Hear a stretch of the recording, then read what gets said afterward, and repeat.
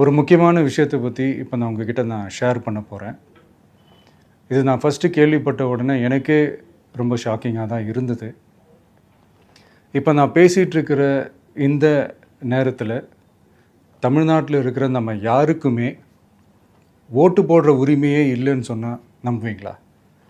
நான் நீங்கள் உட்பட யாருக்குமே அது இல்லை. நான் பயமுறுத்துறேன்னு நினைக்காதீங்க, அதுதான் நிஜமும் கூட. கொஞ்சம் ஏமாந்தால் நம்மளை மாதிரியே இன்னும் லட்சக்கணக்கான பேருக்கும் இதே நிலைமை தான். ஓட்டு போடுற அந்த உரிமையே இல்லாத மாதிரி ஒரு நிலைமை வந்தாலும் வரலாம்.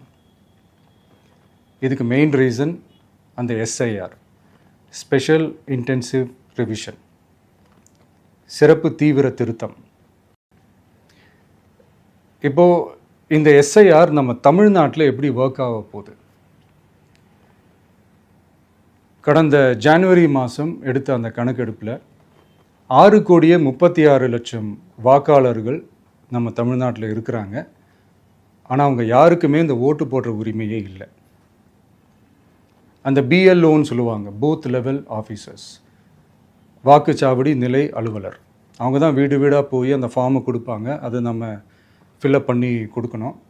அதை தேர்தல் ஆணையம் அதை எடுத்துகிட்டு போய் அதை ஸ்க்ரூட்டினைஸ் பண்ணி அது எல்லாமே கரெக்டாக இருக்கான்னு செக் பண்ணி பார்த்ததுக்கப்புறம் அந்த வாக்காளர் பட்டியலை வெளியிடுவாங்க. அந்த வாக்காளர் பட்டியலில் நம்ம பேர் இருக்கணும், அப்போ தான் நம்மளால் ஓட்டு போட முடியும். அந்த புது பட்டியல் வர்ற வரைக்கும் நம்ம வாக்காளர்களான்றது அது உறுதியே செய்ய முடியாது. இன்கேஸ் அந்த புது பட்டியலில் நம்ம பேர் இல்லைன்னா அது ஒரு தனி ப்ராசஸ், அது ஒரு தனி ஃபார்ம், அது ஒரு தனி கிளைம்ன்ற மாதிரி அது ஒரு வேறு வேலை.